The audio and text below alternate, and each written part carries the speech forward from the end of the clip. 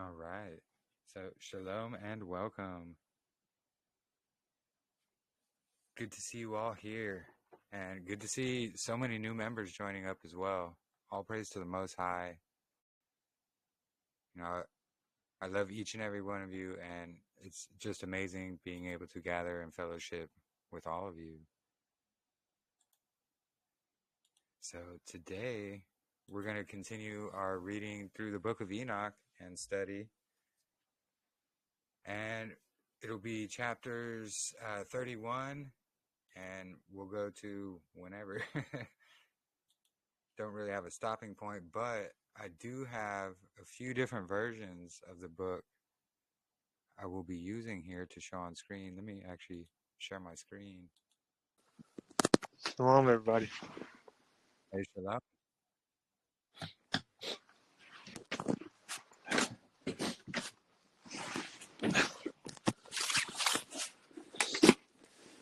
All right.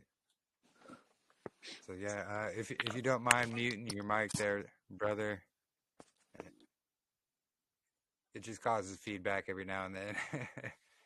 But feel free to unmute if you have a question or anything you would like to add.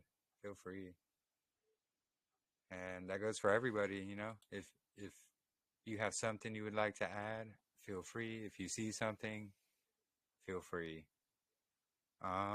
So I have Yah's scriptures here on screen.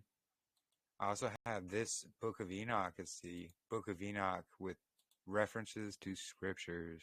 I'll actually share that in the chat here.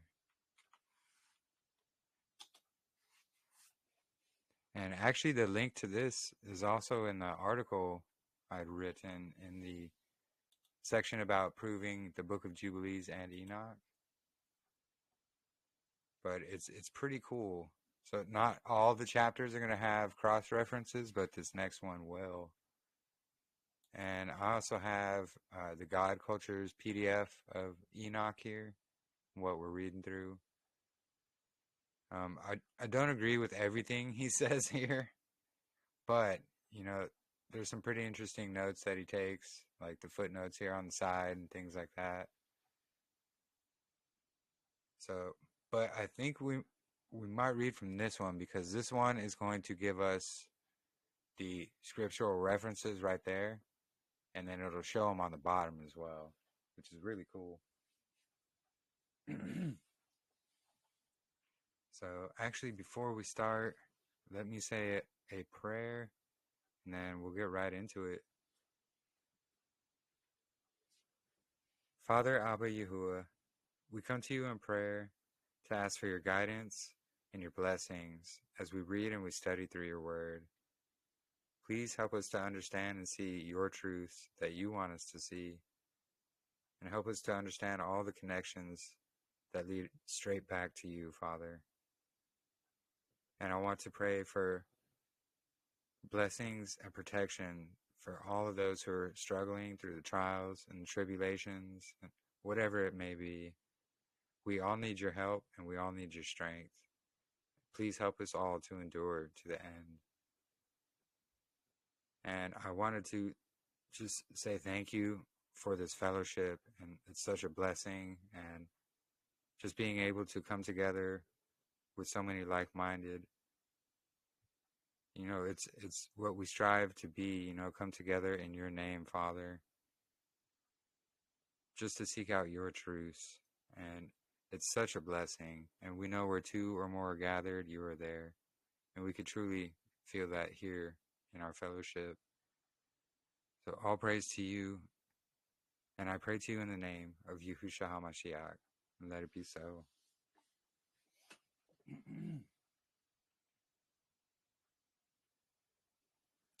All right.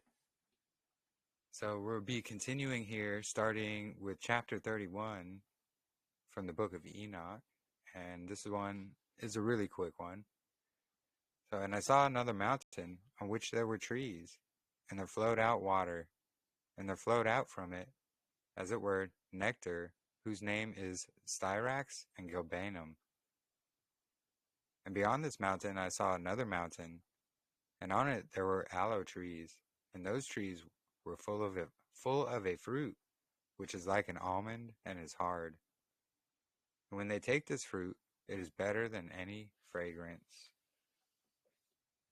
So, just a quick reminder, we were reading about, well, we read through quite a few chapters of Enoch previously, but mostly about the importance of the north and all the seven high mountains in the north, and, Yahuah being in the midst of all that, his throne, all these things. So this is just continuing into that. Let's see. The only problem here is I got to scroll all the way down to go to the next chapter.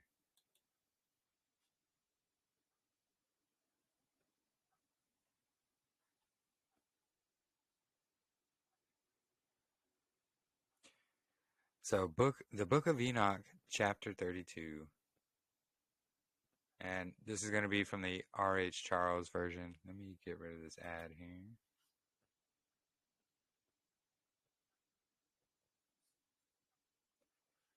And after these fragrant odors, I looked towards the north. Over the mountains, I saw 7 mountains full of choice nard and fragrant trees and cinnamon and pepper. There we go, the north again. And thence I went over to the summit of all these mountains, far towards the east of the earth, and passed above the Eurythian Sea, and went far from it, and passed over the angle Zotiel, and I came to the garden of righteousness. And I from afar off trees. Wait, is that? And I I totally misread that. My apologies. And from afar off trees, more numerous than I, these trees and great 2 trees there. It doesn't seem like that's written right. It didn't sound right. But very great, beautiful and glorious and magnificent. And the tree of knowledge, whose holy fruit they eat, and know great wisdom. So talking about the tree of knowledge there.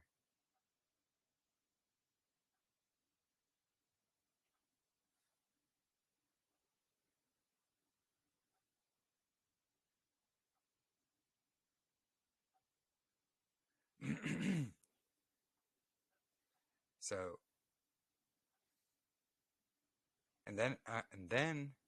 thence, I went over the summits of all these mountains, far towards the east of the earth, and passed above the Eurythian Sea, and went far from it. Wait, didn't I? Yes, I just read that. My apologies. And from afar off trees more numerous. This is what I wanted to do. So read this Proverbs 3:13 and 18 here. And happy is the man who finds wisdom, and the man who gains understanding. She is a tree of life who takes a hold of her, and happy are all who retain her. So we can see it's speaking about that tree of life.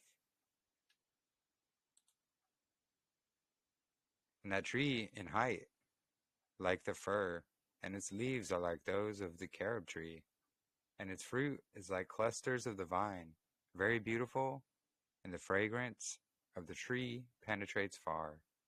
Then I said, how beautiful is the tree, how attractive is its look. Then Raphael, the holy angel who was with me, answered me and said, this is the tree of wisdom, which thy father, old in years, and thy aged mother, who were before thee, have eaten, and learnt wisdom, and their eyes were opened, and they knew that they were naked, and they were driven out of the garden. And so we have Genesis, all these verses in Genesis. Give me 1 second here.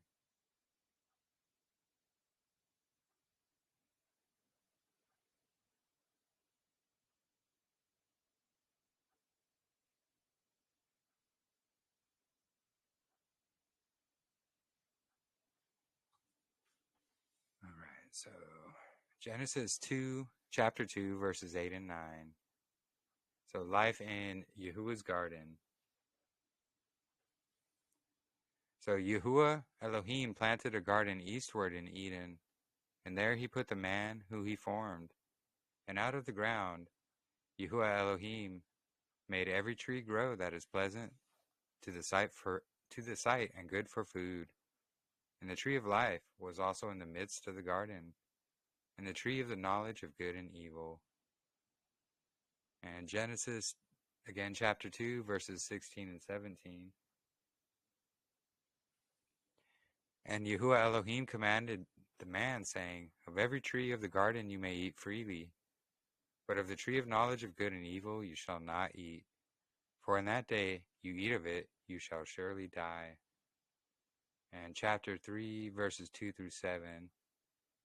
And the woman said to the serpent, We may eat the fruit of the trees of the garden, but the fruit of the tree which is in the midst of the garden, Elohim had said, You shall not eat it, nor shall you touch it, lest you die. Then the serpent said to the woman, You will surely not die, for Elohim knows in that day you eat of it, your eyes will be opened, and you will be like Elohim, knowing good and evil. So when the woman saw that the tree was good for food, it was pleasant to the eyes, and a tree desirable to make one wise, she took of its fruits and ate. She also gave to her husband with her, and he ate. Then the eyes of both of them were opened, and they knew that they were naked, and they sewed fig leaves together and made themselves coverings. And what was this, chapter 32? So go to 33 here, and then I think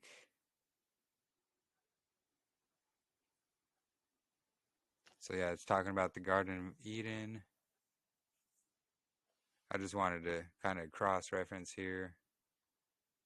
And this is, so he's talking about the Luzon tree or something in the Philippines. You know, he has, I don't quite agree with everything he says, but, you know, there's a lot of good references in here.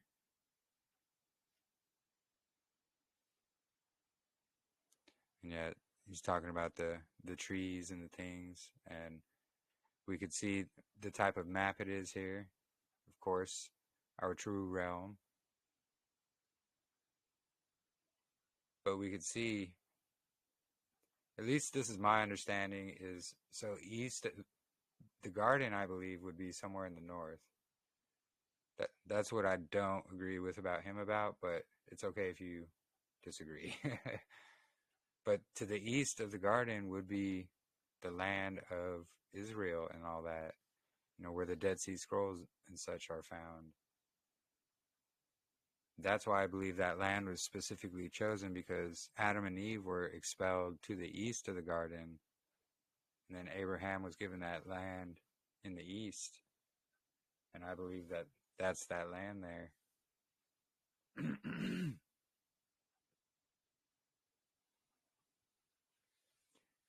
But this is pretty interesting. So this is it's from the Dead Sea Scrolls and Words of the Archangel Michael, and it's 4Q529 and 6Q23 and fragment 1. So though it's not well preserved, but this is an Aramaic writing record of the Archangel Michael, as he appears to mention the building of evil Shinar at the time of the Tower of Babel. This is clearly a migration of the righteous away from there to the east, to the land of Gabriel, who is in the Garden of Eden. These 9 mountains, the land of silver and gold, and the Garden of Eden are a match to the modern Philippines. So that's what he claims. But we'll go ahead and read the fragment here.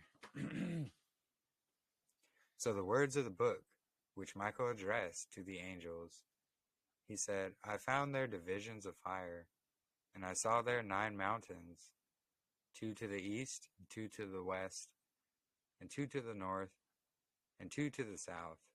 I saw there the angel Gabriel, like a vision, and then I showed him the vision, and he said to me, In the books of my master Yahuah of the world, it is written, Behold, between the sons of Ham and the sons of Shem, And behold, my master Yahuah of the world, when they, the tear from, so it's fragmented out. That's what these 3 dots mean. It means they're fragmented out there.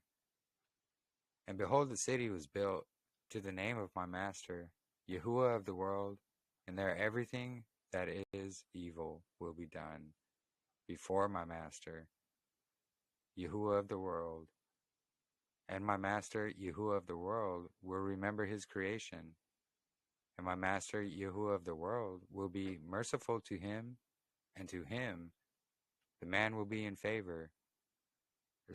Be in the faraway province, and he will say to him, behold, for me silver and gold. And he will say, and the righteous man. So pretty interesting fragment there, and it talks about these mountains in the north as well. Man,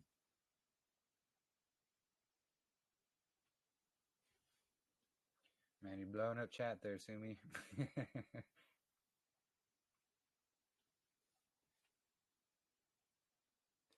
But here's some old maps and things like that are found here in his book. Pretty interesting stuff. And as you can see, there's a lot of detail it goes into about different things. And, you know, it definitely sidetracks from the Book of Enoch itself, but it goes pretty deep into a lot of different aspects and topics and things like that. It's pretty interesting, actually. But all right.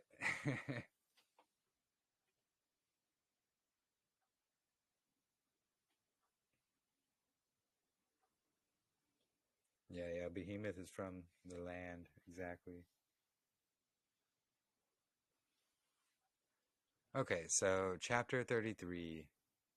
And from there I went to the ends of the earth, and I saw there large animals, each differing from the other, and also birds, which differed in form, beauty, and call, each different from the other.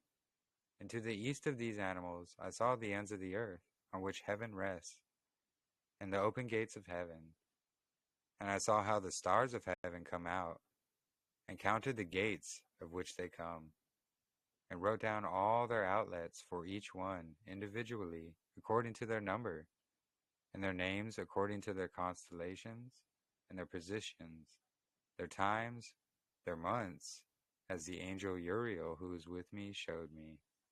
Yep, we can already see here, we're seeing that it's the luminaries that are going to determine the times and months, the seasons.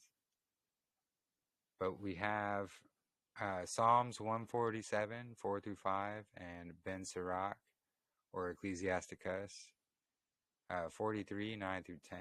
And we'll read them right here. And actually, it's the same verses for 3 and 4. So these count for both of them, I guess. I'll just read, I'll read verse 4 and we'll go on to that. So, and he showed me everything and wrote it down, and also their names he wrote down for me, and their laws and their functions. So we have Psalm 147, 4 through 5. And I would also add Psalm 19 in here, but it's okay. So he counts the number of the stars, and he calls them all by name. Great is Yahuah, and mighty in power. His understanding is infinite. And then Ben Sirach 43, verses 9 through 10. The glory of the stars is the beauty of heaven, a glittering array in the lights in the heights of Yahuah. On the orders of the Holy One they stand in their appointed places, and they never relax in their watches. That one was pretty good.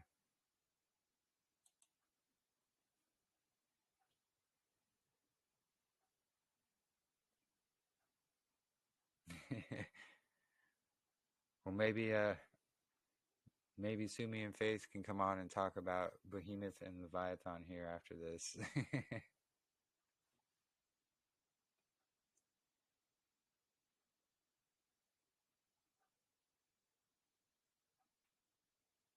All right. So chapter 34. And from there I went towards the north, to the ends of the earth. And there I saw a great and glorious wonder at the ends of the whole earth. And there I saw 3 gates of heaven. Through each of them north winds go out. When they blow, there is cold, hail, hoarfrost, snow, fog, and rain. And these are going to cross-reference with Job 37 and 38. So Job 37, 9 through 10. From the chamber of the south comes the whirlwind, and a cold from the scattering winds of the north. By the breath of Elohim ice is given, and the broad waters are frozen. And Job 38, 28 and 29. Has the rain a father? Or who has begotten the drops of dew? From whose womb comes the ice, and the frost of heaven? Who gives it birth?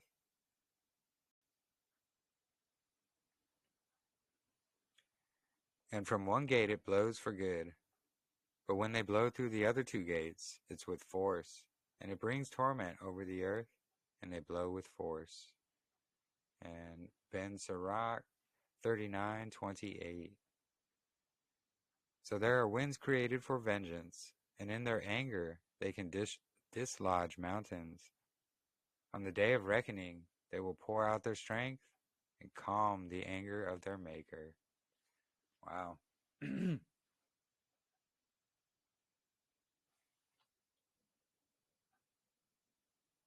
It's pretty amazing, all the north references and the mountain references as well. These things just stick out so much more to me now.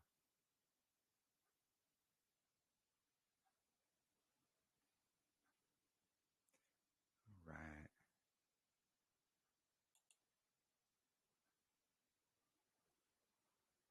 And shalom to all those just joining as well. Glad you all can be here.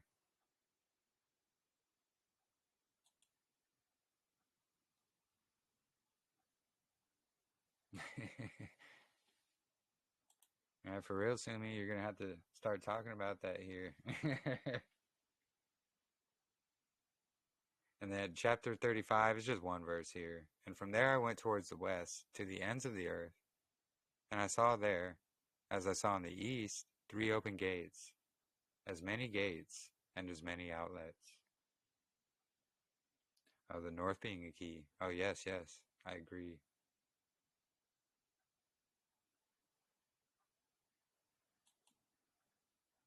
I'm sure Marissa definitely agrees as well.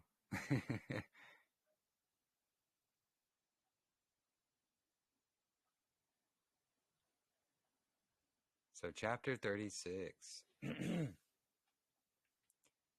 from there I went towards the south to the ends of the earth, and there I saw 3 gates of heaven open, and the south wind, the mist, the rain, and the wind come out from there. And from there I went towards the east of the ends of heaven, and there I saw the 3 eastern gates of heaven open, and above them were smaller gates. Through each of these smaller gates the stars of heaven pass and go towards the west, and the path has been shown to them. And when I saw, I blessed, and I will always bless Yahuah of glory, who has made great and glorious wonders, so that he might show the greatness of his work to his angels and to the souls of men, so that they might praise his work, and so that all his creatures might see the work of his power and praise the great work of his hands, and bless him forever. And then we have Psalm 145, 9 through 12. So Yahuah is good to all, and his tender mercies are over all his works. All your works shall praise you, O Yahuah, and your saints shall bless you. They shall speak of the glory of your kingdom, and talk of your power, to make known to the sons of men his mighty acts, and the glorious majesty of his kingdom. Praise Yah. And then Psalm 106, 1 through 2. Praise Yahuah. Oh, give thanks to Yahuah, for he is good, for his mercy endures forever. And who can utter the mighty acts of Yahuah? Who can declare all his praise? And Psalm 107, 21 and 22. Oh, that man would give thanks to Yahuah for his goodness, and for his wonderful works to the children of men. Let them sacrifice the sacrifices of thanksgiving, and declare his works with rejoicing.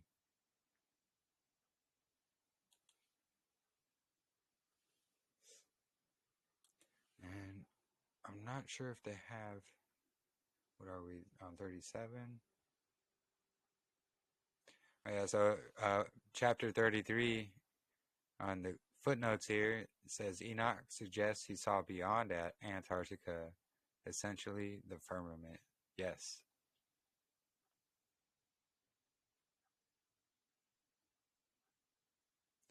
And then here, the stars are not named into constellation, which is an occult practice.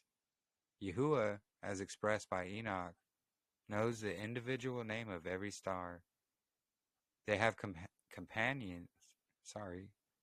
companies.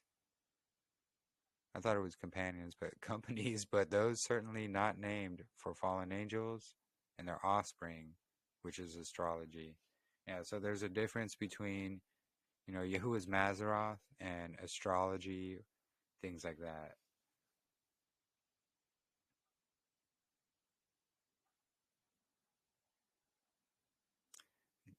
Enoch's journey to the north and to the west, to the ends of the earth. And again, he says this is Antarctica, which, I would agree with. It's that ice wall surrounding the edge. And then it talks about, so he knew of the festivals. Here he defines three, and there are three major fests of the seven. Shavuot is one of the three in which Noah kept, sacrificed, and renewed covenant even. And Jubilee 7 is actually a cross-reference there.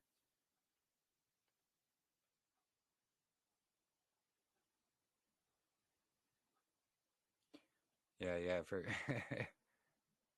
yeah, no, that's it's a pretty interesting topic there, getting out of Babylon.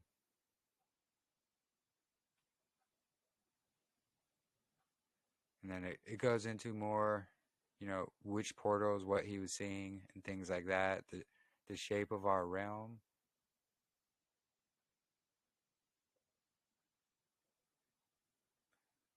It's actually pretty cool.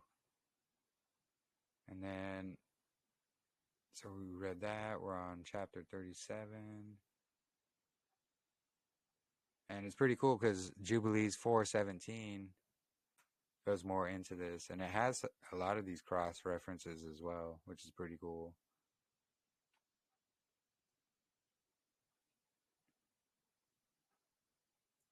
And what cross references do we have here as well? So we got quite a few here also. So chapter 37, the second vision that he saw, the vision of wisdom, which Enoch, the son of Jared, the son of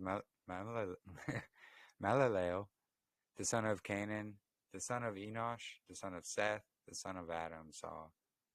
And this is the beginning of the words of wisdom, which I raise my voice to speak and say, to those who dwell on my dry ground, hear you, men of old, and see those who come after, the words of the Holy One which I speak in front of Yahuah of spirits. And Amos 3:7. Here we go. So surely Yahuah does nothing unless he reveals his secrets to his servants, the prophets. It would have been better to have said these things before, but from those who come after, we will not withhold the beginning of wisdom. So it's speaking directly to basically us. And until now, there has not been given by Yahuah of spirits such wisdom as I have received, in accordance with my insight, in accordance with the wish of Yahuah of spirits, by whom the lot of eternal life has been given to me. And 3 parables were imparted to me, and I raised my voice and said to those who dwell on the dry ground. And we'll read these cross references here. So Ephesians 3:5, which in other ages was not made known to the sons of men, as it has now been revealed by the Spirit to his holy apostles and prophets. Because, as we can see, he's not writing to his own generation. Well, he is, but he's also writing to those who come after, also speaking to us as well. And Matthew 13:16 through 17. But blessed are your eyes, for they see, and your ears, for they hear. For assuredly I say to you that many prophets and righteous men desired to see what you see, and did not see it, and to hear what you hear, and did not hear it. Yeah. And Luke 10:23 and 24. And he turned to his disciples and said privately, Blessed are the eyes which see the things you see. For I tell you that many prophets and kings have desired to see what you see, and have not seen it, and to hear what you hear, and have not heard it. So that just kind of cross-referenced each other there. And then, Jubilees 4:17, Moses specifies Enoch learned and wrote wisdom. And Jubilees 4:14, Canaan, not to be confused with the son of Ham. And then just more of the cross-references and more scriptures here as well. So Revelation 3:10, 6:10, 8:13, 11:10, 13:8, 14, and 17:8. That's quite a few scriptures, quite a few more than it even shows here.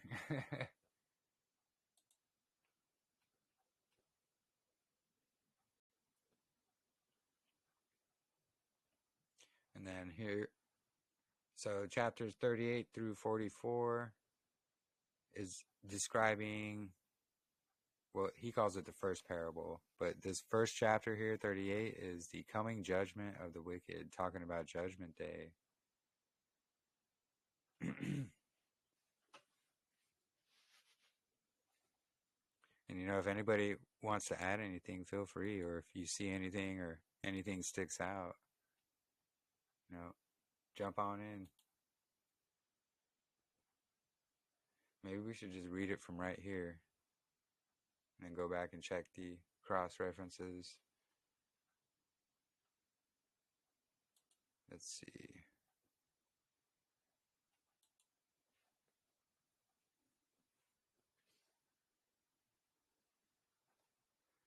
Well, we actually have a lot of cross references here, so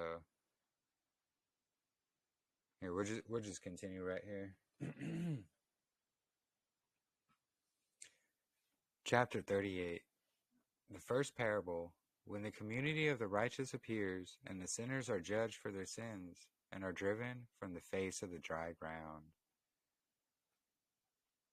And so we're going to see right here, verse 1, all these cross references. So Psalm 74:2, remember your congregation, which you have purchased of old, the tribe of your inheritance, which you have redeemed, this Mount Zion, where you have dwelt. Look at that. Psalm 107:3, and gathered out of the lands from the east and from the west, and from the north and from the south. In Psalm 102:21 through 22, declare the name of Yahuah in Zion, and his praise in Jerusalem, when the people are gathered together in the kingdoms to serve Yahuah. And John 11:52, and not for that nation only, but also that he would gather together in one the children of Elohim who were scattered abroad. In Psalm 7 through 8, so the congregation of the people shall surround you, for their sakes. Therefore return on high. The Lord shall judge the people. Yahuah shall judge the people. Judge me, O Yahuah, according to my righteousness, and according to my integrity within me. In Psalm 1:5, therefore the ungodly shall not stand in the judgment, nor sinners in the congregation of the righteous. Hebrews 12:23, to the general assembly and the ecclesia of the firstborn who are registered in heaven, to Elohim, the judge of all, to the spirits of just men made perfect.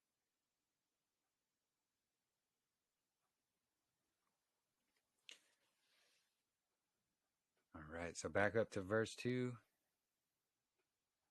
And when the righteous one appears in front of the chosen righteous, whose works are weighed by Yahuah of hosts, and when the light appears to the righteous and chosen who dwell on the dry ground, where will be the dwelling of sinners?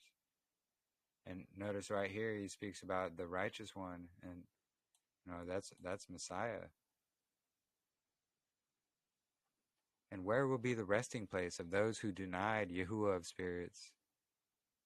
It would have been better for them if they had not been born. Ooh. I know there's a lot of verses that cross-reference that, as we could see.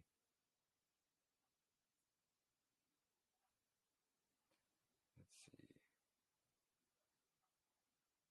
Oh, this is actually still verse 1 right there.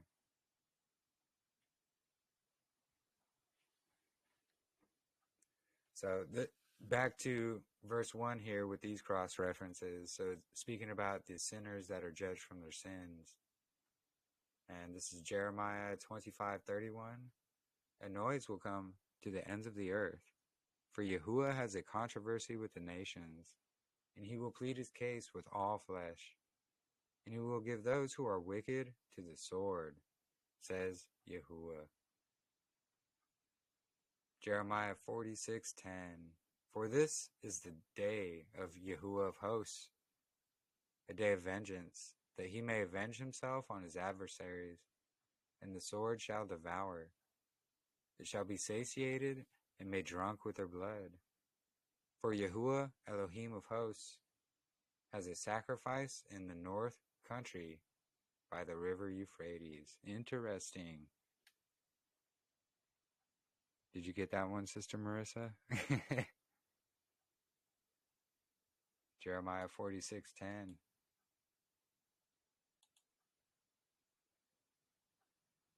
And Isaiah 13:9. Behold, the day of Yahuah comes, cruel, with both wrath and fierce anger, to lay the land desolate. And he will destroy its sinners from it. Zephaniah 1:3. I will consume man and beast. I will consume the birds of heavens, the fish of the sea, and the stumbling blocks along with the wicked. I will cut off man from the face of the land, says Yahuah. Job 38:12 through 13. Have you commanded the morning since your days began, and caused the dawn to know its place, that it that it might take hold of the ends of the earth, and the wicked be shaken out of it? Psalm 101:7 through 8. He who works deceit shall not dwell within my house. He who tells lies shall not continue in my presence. Early I will destroy all the wicked off the land, that I may cut off the evildoers from the city of Yahuah. And Psalm 104:35. May sinners be consumed from the earth, and the wicked be no more. Bless Yahuah, O my soul. Praise Yahuah. And Psalm 119:119. You put away all the wicked of the earth like dross.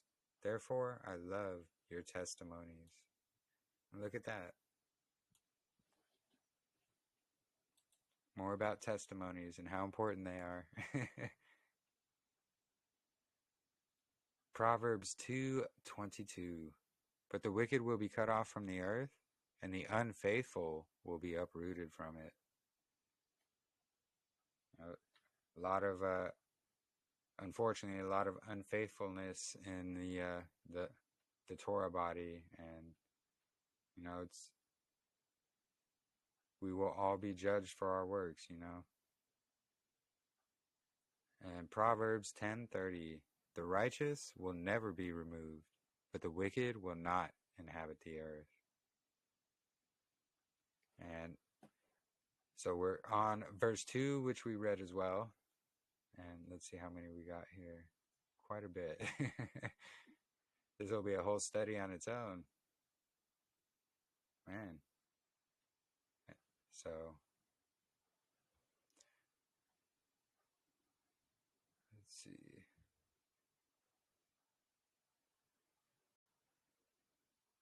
Okay, so when the righteous one appears in front of the chosen righteous. So, speaking about when it's speaking or read about Messiah right there. So 1 Peter 3:18. For Messiah also suffered for one's sins, the just for the unjust, that he might bring us to Elohim, being put to death in the flesh, but made alive by the Spirit. 1 John 2:1. My little children, these things I wrote to you, so that you may not sin. And if anyone sins, we have an advocate with the Father, Yahushua Messiah, the righteous. And then the righteous,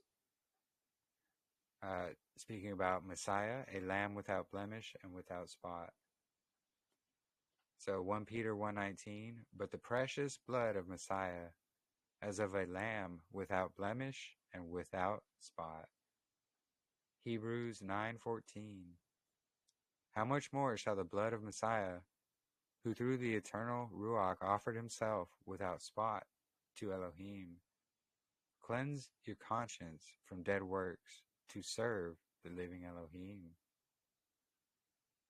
And then speaking about Messiah, a high priest who is holy, harmless, undefiled, separate from sinners, and has become higher than the heavens. Melchizedek. So Hebrews 4:14 through 15. Seeing then we have a great high priest who passed through the heavens, Yahusha, the son of Elohim. Let us hold fast our confession. For we do not have a high priest who cannot sympathize with our weakness, but was in all points tempted as we are, yet without sin. Yeah, absolutely. And Hebrews 7:26, for such a high priest was fitting for us, who is holy, harmless, undefiled, separate from sinners, and has become higher than the heavens. All Melchizedek. So, whose works were weighed by Yahuah of spirits. Isaiah 26:12, Yahuah, you will establish peace for us. For you have also done all our works in us. Ephesians 2:10, for we are his workmanship, created in Messiah Yahusha for good works, which Elohim prepared beforehand that we should walk in them. And Philippians 2:13, for it is Elohim who works in you both to will and do for his good pleasure.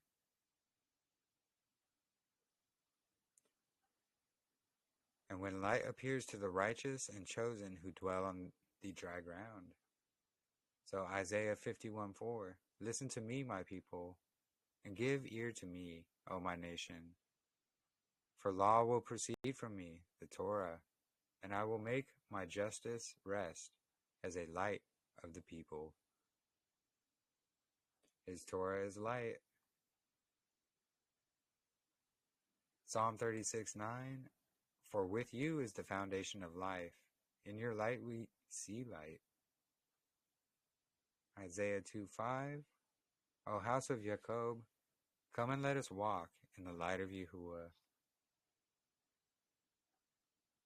In Psalm 97:11, light is sown for the righteous, and gladness for the upright in heart. Isaiah 49:6, indeed, he says, it is too small a thing that you should be my servant to raise up the tribes of Jacob, and to restore the preserved ones of Israel. I will also give you as a light to the Gentiles, that you should be my salvation to the ends of the earth. Yeah, there we see those ends of the earth as well. And a light to the nations. And Isaiah 42:6, I, Yahuah, have called you in righteousness, and will hold your hand. I will keep you and give you as a covenant to the people, as a light to the nations. And Psalm 112:4, unto the upright there arises light in darkness. He is gracious and full of compassion and righteous. Isaiah 9:2, the people who walked in darkness have seen a great light. Those who dwelt in the land of the shadow of death, upon them a light has shined. Whew, it's quite a few verses here. Matthew 4:16. Excuse me one sec.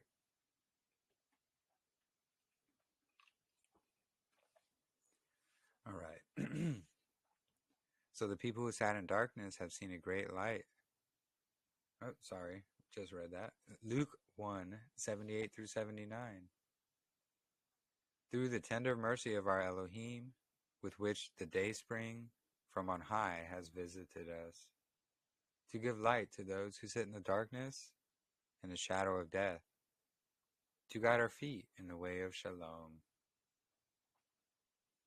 And Luke 2:32, a light to bring revelation to the nations, and the glory of your people, Israel.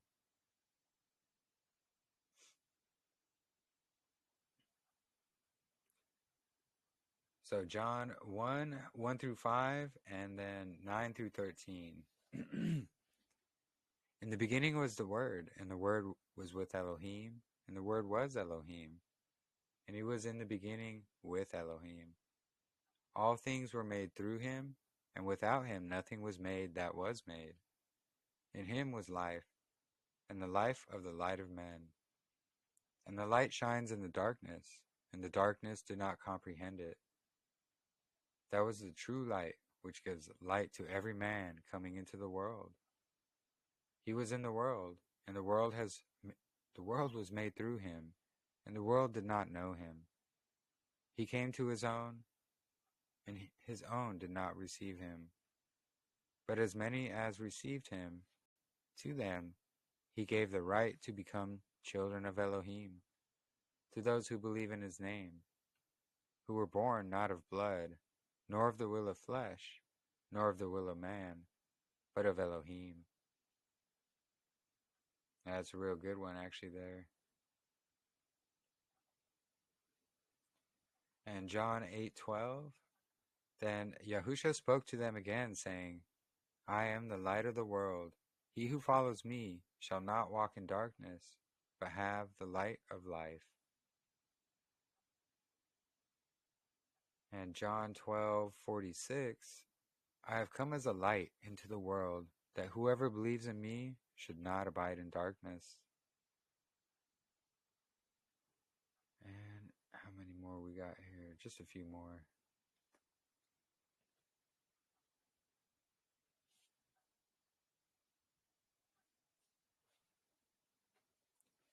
So, where will be the dwelling of the sinners, and where will the resting place of those who denied Yahuah of spirits? And 1 Peter 4:18, now if the righteous one is scarcely saved, where will the ungodly and the sinner appear? And Proverbs 11:31, if the righteous will be recompensed on the earth, how much more the ungodly and the sinner? And yeah, he came for the sinners, to turn us all to that right path. Many of us have, that sinful background, unfortunately. But it's because of that we found him. And he knows our hearts, truly. So Isaiah 33:14, the sinners in Zion are afraid. Fearfulness has seized the hypocrites. Who among us shall dwell with the devouring fire? Who among us shall dwell with everlasting burnings? And the last one here for verse 2, it would have been better for them if they had not been born. And not only do all these references solidify, the book of Enoch, but we could see the apostles, Messiah himself, many people from scriptures itself quoted from Enoch. And there's too many people going around trying to bash and trash the book of Enoch because it doesn't fit their own ideology. And they truly don't understand the history and how our canon has been changed by the Synagogue of Hasatan. And so Mark 14:21, the Son of Man indeed goes just as it is written of him. But woe to that man who the Son of Man is betrayed. It would have been good for that man if he had never been born. Yeah,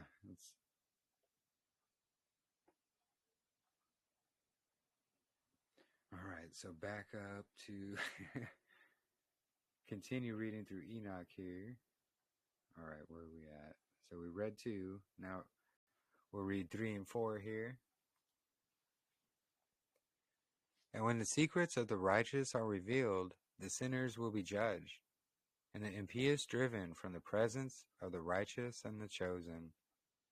And from then on, those who possess the earth will not be mighty and exalted, nor will they be able to look at the face of the holy ones. For the light of Yahuah of spirits will have appeared on the face of the holy ones, the righteous and the chosen.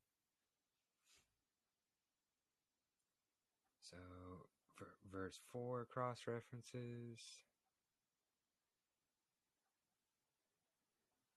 So Job 12:18 through 20, he loosens the bonds of kings and binds their waist as a belt. He leads princes away plundered and overthrows the mighty. He deprives the trusted one of speech and takes away the discernment of elders.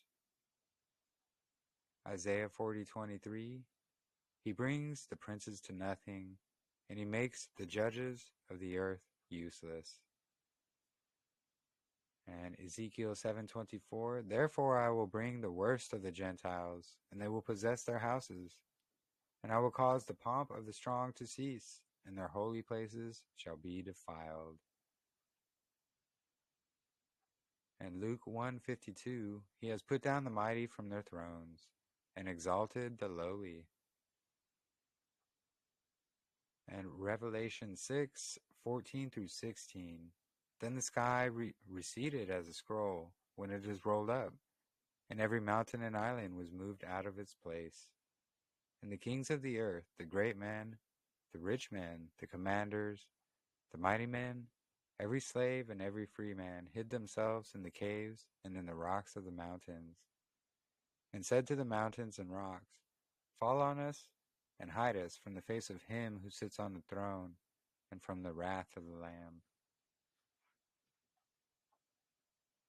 Quite a few cross-references here, in just a few verses even. All right, so verse 5. We'll go ahead and read 5 and 6 here. So, and the mighty kings will at that time be destroyed and given into the hand of the righteous and holy. And from then, From then on, no one will be able to seek Yahuah of spirits, for their life will be at an end. Yep, and that's the day of judgment there. And so cross references for those: Psalm 149, 2 through 9. Let Israel rejoice in their Maker. Let the children of Zion be joyful in their King. Let them praise his name with the dance. Let them sing praises to him with the timbrel and the harp. For Yahuah takes pleasure in his people. He will beautify the humble with salvation. Let the saints be joyful in glory, and let them sing out on their beds. Let the high praises of Elohim be in their mouth, and a two-edged sword in their hand, to execute vengeance on the nations and punishments on the peoples, to bind their kings with chains and their nobles with fetters of iron, to execute them on written judgment. This honor have all his saints. Praise Yahuah. And then Psalm 58:10. The righteous shall rejoice when he sees the vengeance, and he shall wash his feet in the blood of the wicked. And for verse 6 of Enoch 38, we got Proverbs 10:7. The memory of the righteous is blessed, but the name of the wicked will rot. And Proverbs 11:7. When a wicked man dies, his expectation will perish, and the hope of the unjust perishes. And Job 24:19 through 20. As drought and heat consume the snow waters, so the grave consumes those who have sinned. The womb should forget him. The worm should feed sweetly on him. He should be remembered no more, and wickedness should be broken like a tree.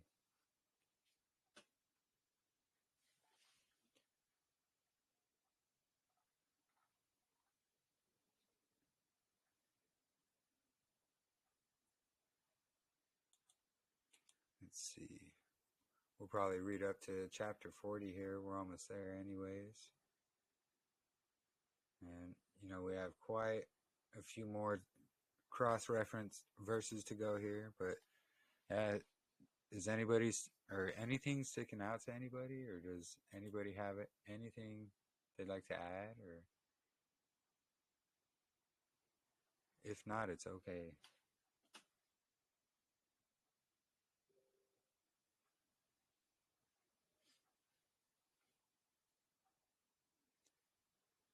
And so, let's see, we'll continue in chapter 39 here.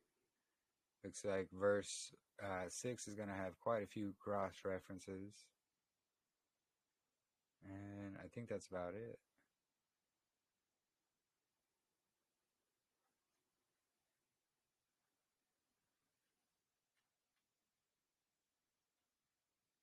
Yeah, exactly, Sumi. So, Behemoth is of the land, Leviathan is of the sea.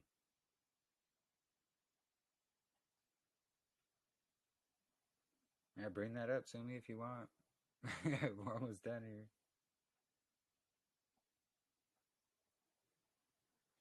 So, chapter 39. And it shall come to pass in those days that the elect and holy children will descend from the high heaven, and their seed will become one with the children of men.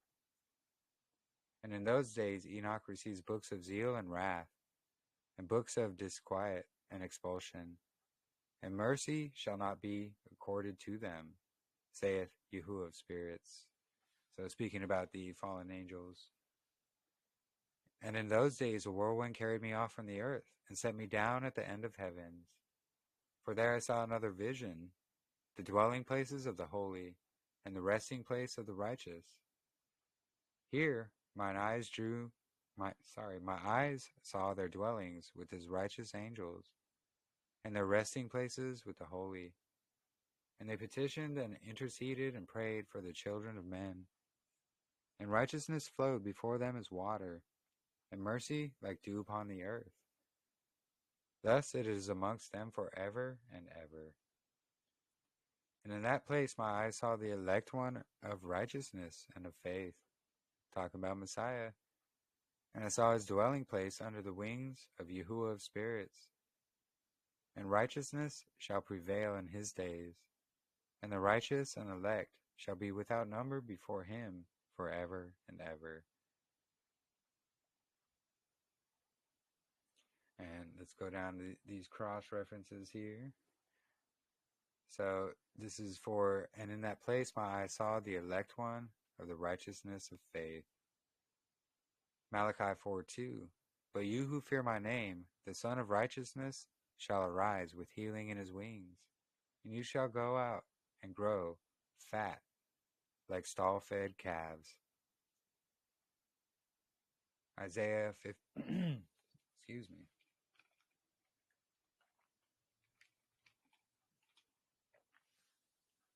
Need some water there. So Isaiah 51, 4 through 5. Listen to me, my people, and give ear to me, O my nation. For law will proceed from me, the Torah, and I will make my justice rest as the light of the people. My righteousness is near, my salvation has gone forth, and my arms will judge the people. The coastlands will wait upon me, and my arm they will trust. Isaiah 61:11. For as the earth brings forth its bud, as the garden causes the things that are sown in it to spring forth, so Yahuah Elohim will cause righteousness and praise to spring forth before all nations. And Isaiah 42:1, 3 through 4, and 6. The servant of Yahuah. Behold my servant who I uphold, my elect one, in whom my soul delights. I have put my spirit upon him.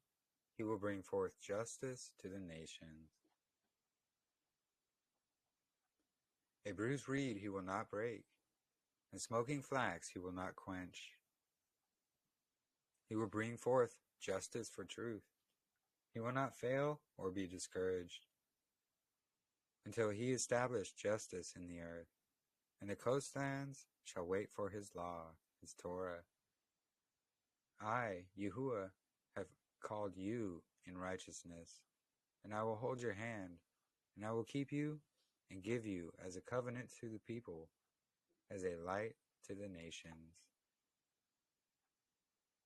And Matthew 12:18 through 21. Behold my servant who I have chosen, my beloved, in whom my soul is well pleased.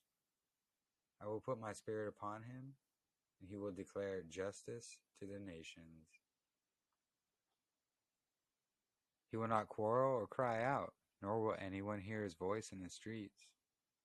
A bruised weed he will not break, and smoking flax he will not quench, until he sends forth justice to victory. And in his name the nations will trust. Praise Yah. It's all speaking about Messiah, who we see Enoch was speaking about Messiah as well. He was writing about him. Isaiah 45:13. And I have raised him up in righteousness, and I will direct all his ways. He shall build my city, and let my exiles go free. Not for price or reward, says Yahuah of hosts. Yeah, and that city is that New Jerusalem. Isaiah 9:7.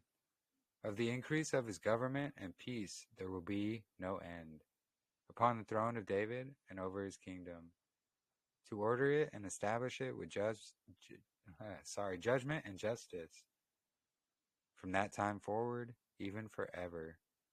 And the zeal of Yahuah of hosts will perform this. Absolutely. Looking forward to that new kingdom. Isaiah 16:5. In mercy the throne will be established, and one will sit in truth in the tabernacle of David, judging and seeking justice and hastening righteousness. Isaiah 32:1, a reign of righteousness. Behold, a king will reign in righteousness, and princes will rule with justice. Zechariah 3:8, hear, O Joshua, the high priest, you and your companion who sits before you, for they are a wondrous sign. For behold, I am bringing forth my servant, the branch, the Natsir, Natsarim.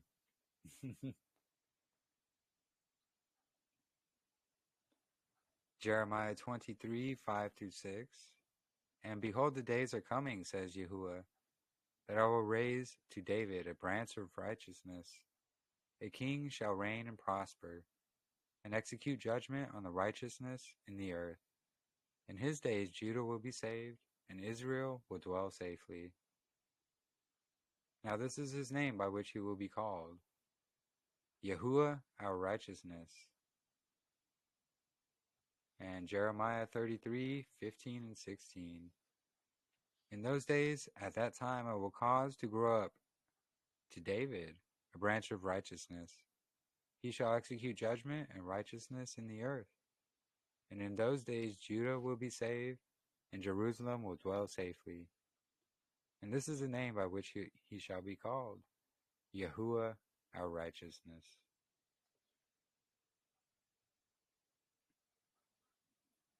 So many cross-references. So Psalm 85:11-13.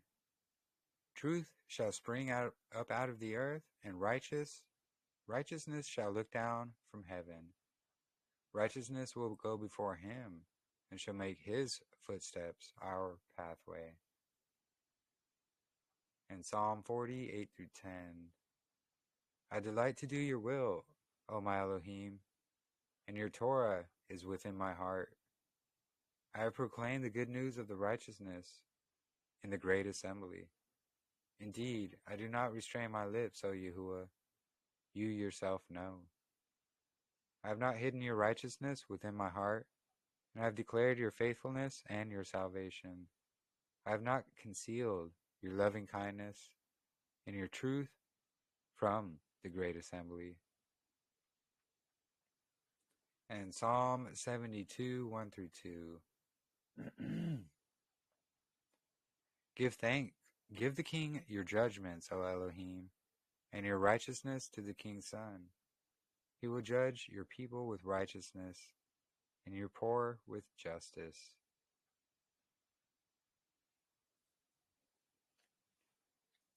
And Psalm 45:1-7. My heart is overflowing with a good theme. I recite my composition concerning the king. My tongue is the pen of a ready writer. You are fairer than the sons of men. Grace is poured upon your lips. Therefore Elohim has blessed you forever. Gird your sword upon your thigh, O mighty one, with your glory and your majesty. And in your majesty ride prosperously because of truth, humility, and righteousness. And your hand shall teach you awesome things. Your right hand shall teach you awesome things. Your arrows are sharp in the heart of the king's enemies. The people fall under you. Your throne, O Elohim, is forever and ever. A scepter of righteousness is the scepter of your kingdom. You love righteousness and hate wickedness. Therefore Elohim, your Elohim, has anointed you with the oil of gladness more than your companions. And, this just goes to show, all Yahuah's loving grace and his compassion and his mercy that he has for all of us. So much so, he sent his elect chosen one, his son, here to die for our sins. But we have to be willing to repent and turn to him and follow him.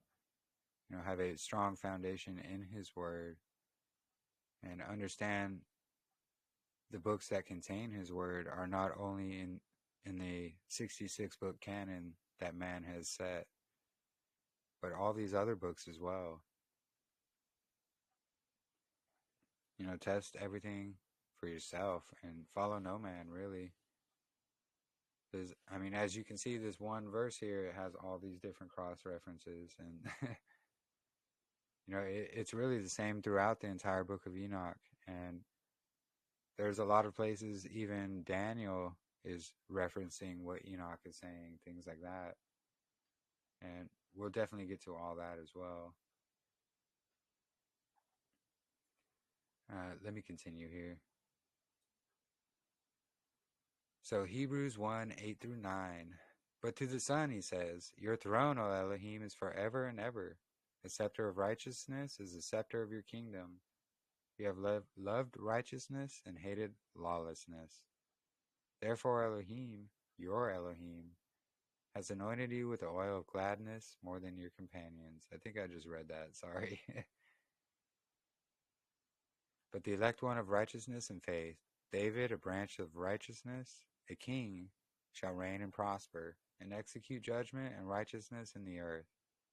Elohim has anointed him with the oil of gladness, which is the Ruach HaKodesh. He shall build the city and the temple of Yahuah. Isaiah 45:13. I have raised him up in righteousness, and I will direct all his ways. He shall build my city, and let my exiles go free, not for price or reward, says Yahuah of hosts.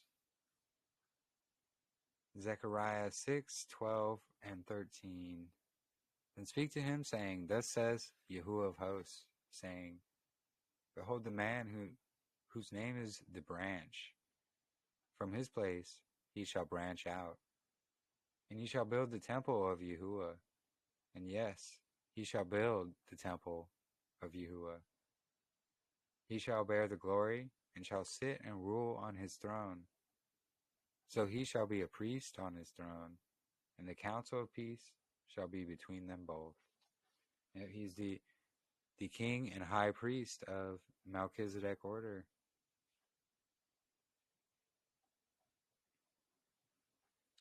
All right, let's go back up.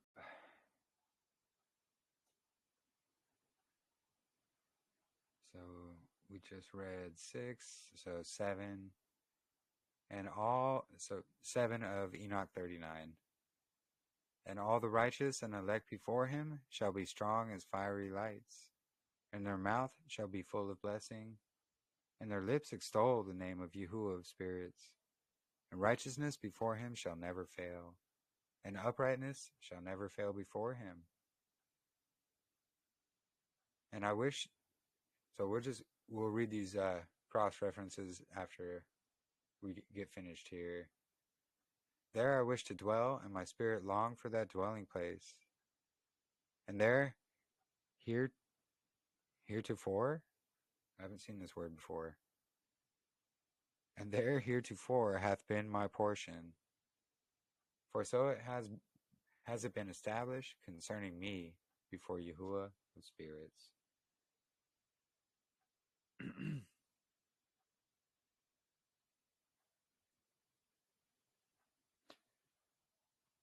And yeah, if the cross references are getting a lot, we can definitely go through those that are cross references if anybody has confusion about them.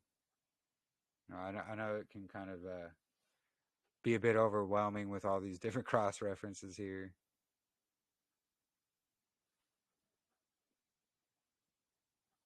It kind of there's so many. Maybe that's a good idea, maybe not read all the cross references, but just kind of show them here, because then it kind of takes away from the reading of the book of Enoch here. All right, let me know what you think.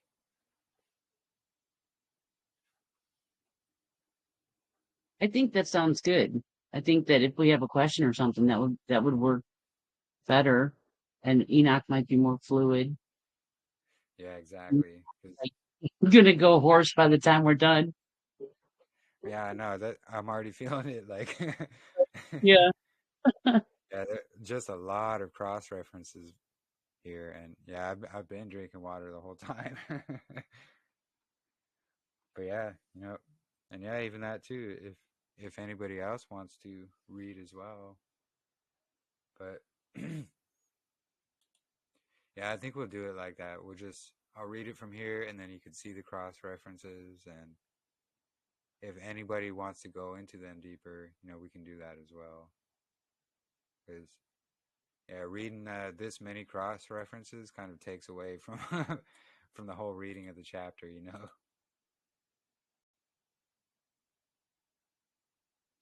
Oh, no worries. Thank you.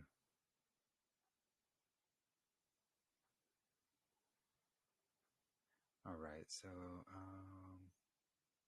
all right, verse 8. There I wish to dwell, and my spirit longed for that dwelling place. And there, oh, this is that word. So we read that. So in those days I praise and extol the name of Yahuah of spirits with blessings and praises, because he had destined me for blessing and glory, according to the good pleasure of Yahuah of spirits. And for a long time my eyes regarded that place, and I blessed him and praised him, saying, Blessed is he, and may he be blessed from the beginning and forevermore. And before him there is no ceasing. He knows before the world was created what it was, what it, sorry, what is forever and what will be from generation unto generation. Those who sleep not bless. Wait, those who sleep not bless thee.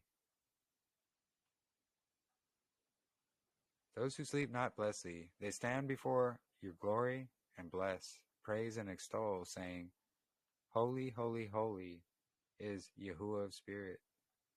He filled the earth with spirits. And here my eyes saw all those who sleep not, but they stand before him and bless and say, Blessed be thou, blessed be the name of Yahuah forever and ever. And my face was changed, for I could no longer behold. And chapter 40. So yeah, as you can see, there are plenty of scriptural cross references to many of these verses here, especially when it comes to the Messiah and the Day of Judgment as well. And we'll probably stop it here after this. So chapter 40. And after this I saw 1,000 thousands and 10,000 times 10,000, a multitude beyond number or reckoning, who stood in front of the glory of Yahuah of spirits. And Revelation 5:11, Daniel 7:10. I looked, and on four sides of Yahuah of spirits I saw four figures, different from those who were standing. And I learnt their names, because the angel who went with me made known their names, and showed me all the secret things. And I heard voices of those four figures as they sang praise in front of Yahuah of glory. And then there we have Psalm 103:20, Psalm 148:2. And the first voice is, Blessed Yahuah of spirits forever and ever. And the second voice I heard blessing the chosen one, and the chosen who depend on Yahuah of spirits. So again, we see the reference here to Messiah, and then all the chosen, the elect ones. And again, the cross references for those. And the third voice I heard petitioned and prayed on behalf of those who dwell on the dry ground, and supplicate in the name of Yahuah of spirits. And the fourth voice I heard driving away the Satans, and not allowing them to come in front of Yahuah of spirits, to accuse those who dwell on the high ground. And after this I asked the angel of peace, who went with me, and showed me everything which is secret. Who are those four figures who I have seen, and whose words have I heard and written down? And he said to me, This first one is the Holy Michael, the merciful and long-suffering. And the second, who is in charge of all the diseases and in charge of all the wounds of the sons of men, is Raphael. And the third, who is in charge of all the powers, is the Holy Gabriel. And the fourth, who is in charge of repentance and hope of those who will inherit eternal life, is Phanuel. And again, we can see here many cross-references in Daniel, Jude, Revelation, Tobit. What was that last name of the angel for salvation? You talking about Phanuel? This one here? Yeah, Phanuel. I thought you said Emmanuel at first. I was like, what? That's cool. Yeah, it almost sounds close, huh? Yeah. Yeah. That's cool. And these are the four angels of Yahuah Most High, and the four voices that I heard in those days. And yeah, there's just so much in the book of Enoch. It's really amazing. And you know this, actually, you know what? I will put this PDF in our library group because I have it here. Where can I put it? Let's see.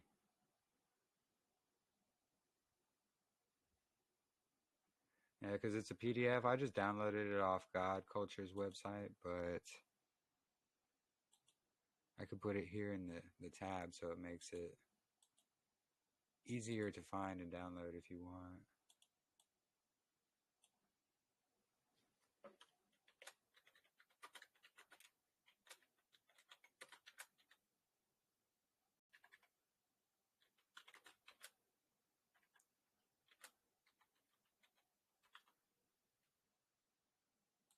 So I just put it in the PDF section of our library group.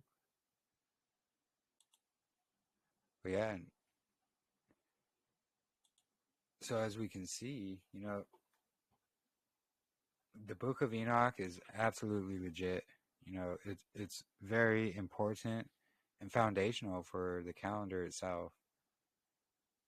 And, you know, there was somebody I was going back and forth with on Facebook earlier today, and, you know, I really didn't want to go back and forth with him, but he was just vehemently denying the book of Enoch and Jubilees. And, you know, I'm showing him all these cross references and all these things. And he was using just these AI responses to come back, you know, not addressing any of the scriptures or verses I shared.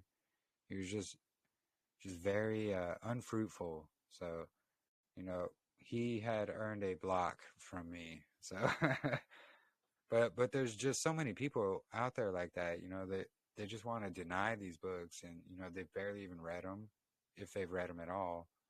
And then when you ask them questions about it, instead of addressing the questions, they try to attack you personally, or, you know, what have you, call you names, all kinds of stuff. And, you know, it's part of, you know, do we have a heart for Yahuah, or are we following our own hearts? And have we think we've gained so much knowledge or understanding that we've become prideful, and we're therefore unwilling to listen or have a reasonable conversation with somebody else?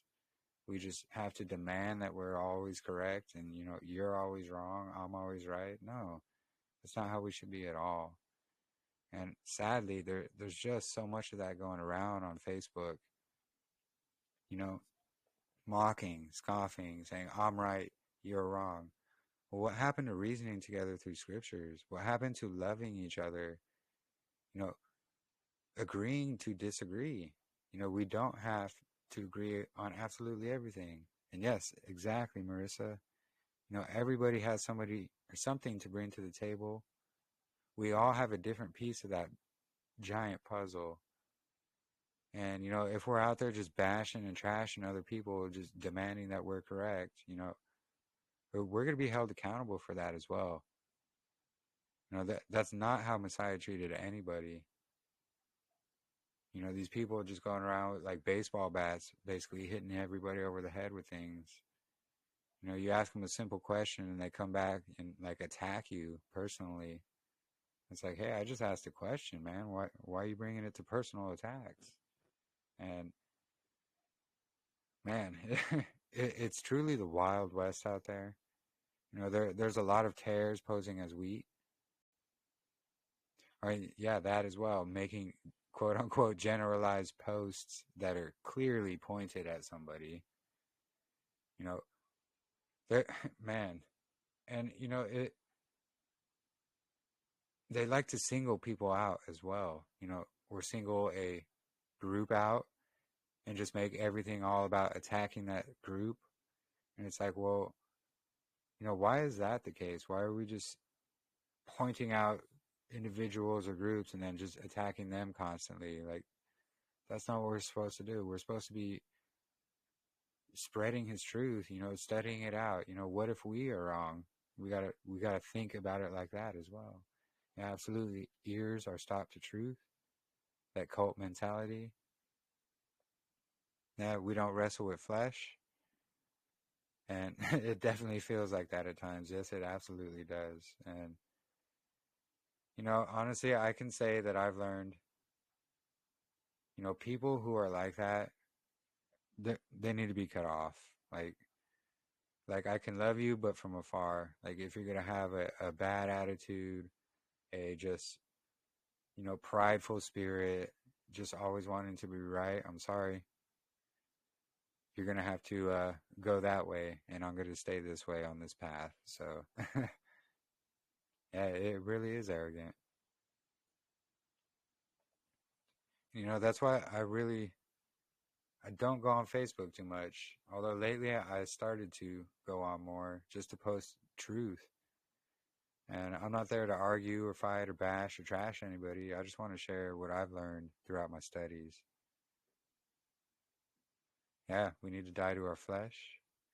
I always wonder what point it is okay to turn them away. You know, as soon as they start that, you know, if they have the whole, you know, very aggressive or combative, you know, probably best to turn away from them. You know, there's a verse. I shared it somewhere. I shared it today somewhere. It talks about, wait, I think I know where I shared it. Hold on, let me grab it. If I can find it. Yeah. So it's actually Proverbs chapter 9, verses 7 through 10. So he who reproves a scoffer gets shame for himself, and he who rebukes a wrong one gives himself a blemish. Do not reprove a scoffer, lest he hate you. Reprove a wise one, and he will love you. Give instruction to a wise one, and he is wiser still. Teach a righteous one, and he increases in learning. The fear of Yahuah is the beginning of wisdom, and the knowledge of the set-apart one is understanding. And yes, absolutely, the pride needs to get nailed up. You know, it shows their brain, it shows their fruits, absolutely. Yeah, Jeremiah 10:14, good one. Everyone is brutish in knowledge. Every smith is put to shame by his idol, for his molded image is falsehood, and there's no spirit in them. That was a good one. Thank you. You're on fire with that, Sister Faith, 100%. Yeah, try not to shut the door completely in hopes that they will repent and come back. But yeah, you may be letting in a cold draft at that point. You're right. And yeah, you know, there's always room for those who repent to return and come back. But they have to show that they have actually repented. It can definitely drain you, 100%. Dust off your feet. I want to be on fire in the spirit than my flesh, like Sodom. Yeah, exactly. You know, be that light to the nations, not the one who's always mocking and scoffing, and you get a bad image. Well, you're actually doing that to yourself because you are acting in that way. And yeah, there's a lot of keyboard warriors out there. They want to just be very vile and combative and things like that. And it's best just to avoid those types, honestly. And that's why I love our fellowship here. We're not combative.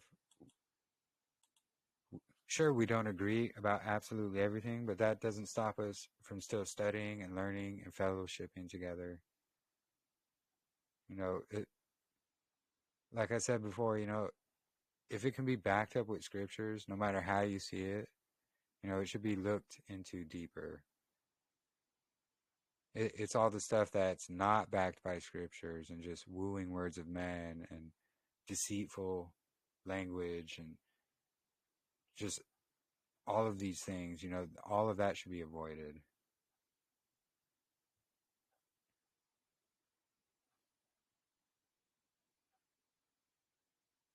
Awesome. Is that a song there, Sister Marissa?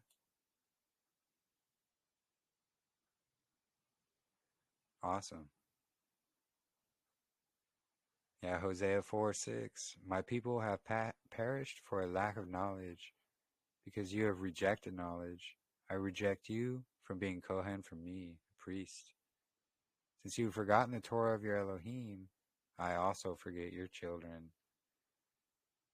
Yeah, that's a big one right there too. If we turn our backs on Yahuah, we turn our backs on his Torah, he's going to turn our backs on us and our children. Sadly, there's people falling away from Torah left and right, to fall for, every wind of doctrine that's out there, just being tossed around like waves of the sea. And it's really important to have a foundation in scriptures for that very reason.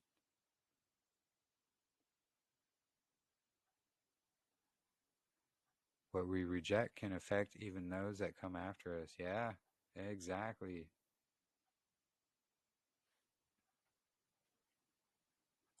Oh, that's awesome.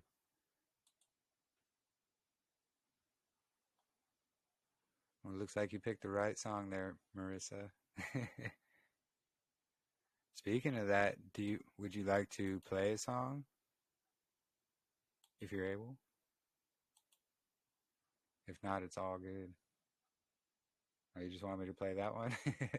Okay, hold on one second.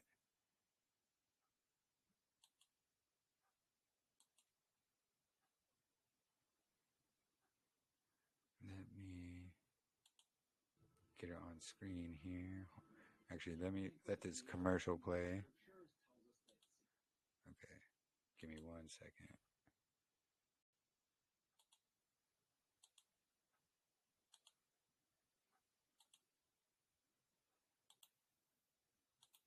All right, so this is going to be the song Sister Marissa shared.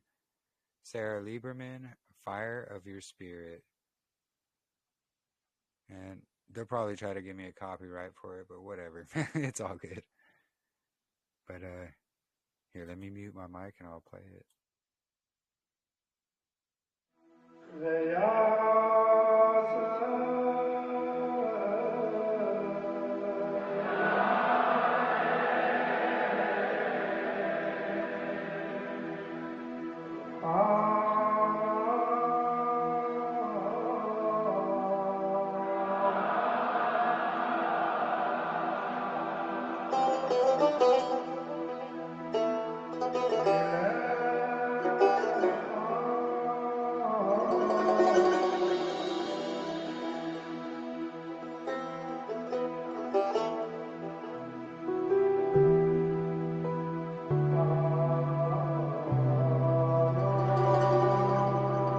תן בי את שוכחך, תן בי את כוח דברך, מלא אותי, מלא אותי.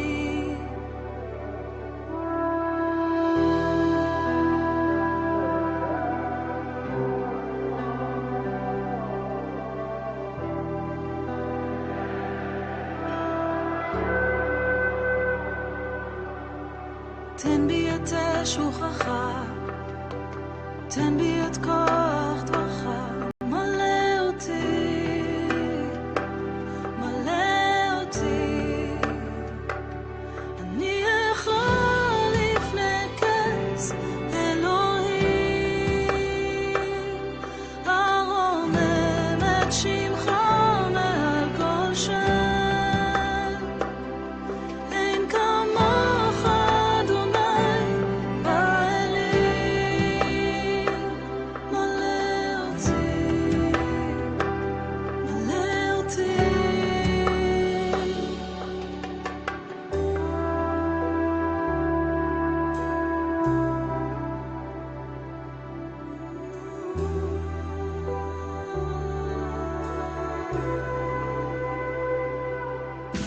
שים בי את כל אהבתך, שים בי את חום רפואתך, מלא אותי,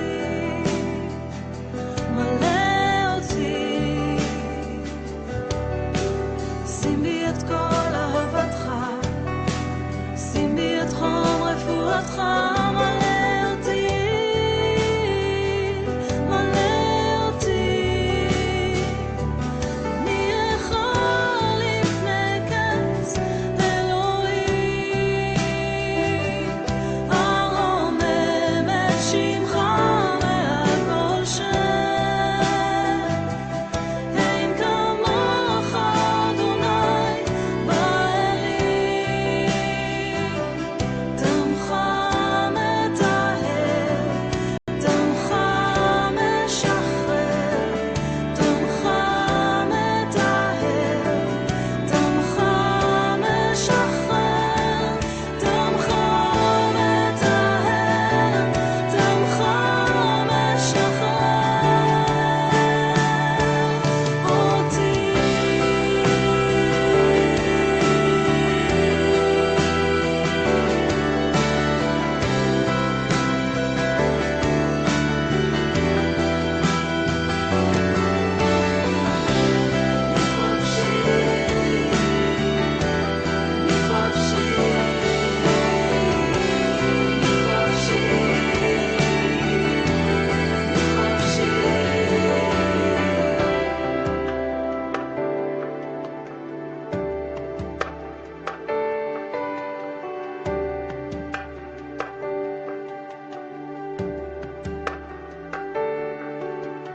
גדול אתה ומהולל מאוד, גדול אתה ומהולל מאוד, גדול אתה ומהולל מאוד, גדול אתה ומהולל מאוד, גדול אתה ומהולל מאוד, גדול אתה ומהולל מאוד, גדול אתה ומהולל מאוד, גדול אתה ומהולל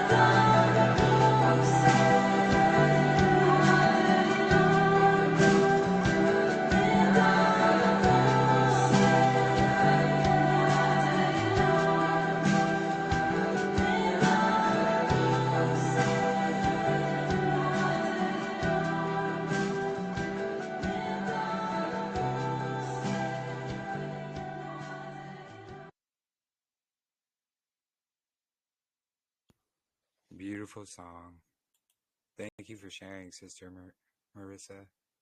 Praise Yah.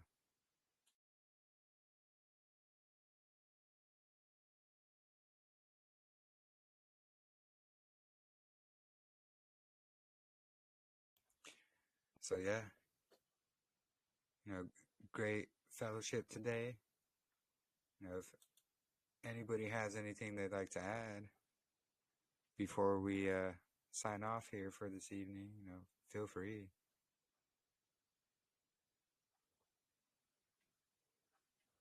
And we try not to go too long here on these Thursday evenings, but we've been here an hour and 40 minutes, so it doesn't feel like it.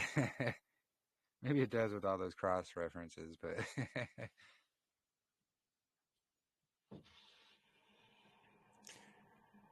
but yeah, no, I love each and every one of you. I appreciate each and every one of you, and you are all family to me. And I know I probably say it a lot, but this is much more than just some kind of online thing for me. It's much deeper than that, and I found my family, my mishpacha, and you are all them, and I am your family as well. So, much love to every single one of you, and I look forward to all of our gatherings. Well, thank you. And especially our Sabbath gatherings. Those are the best.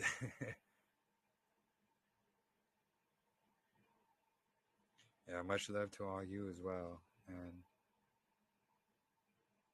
yeah, so we'll have our usual Sabbath fellowship here on Sunday, and it'll be 12 p.m. here in Arizona, but it'll be 2 p.m. Eastern. So yeah, I look forward to it every single week, and we always have a lot of exciting things to talk about. Yeah, shalom, Sister Sumi. Yeah, we're about to sign off here as well.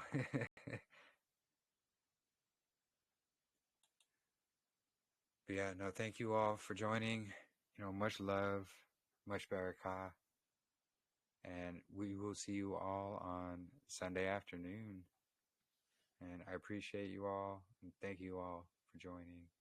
Much love. And shalom, and I pray you have a blessed rest of your evenings or days, wherever you're at.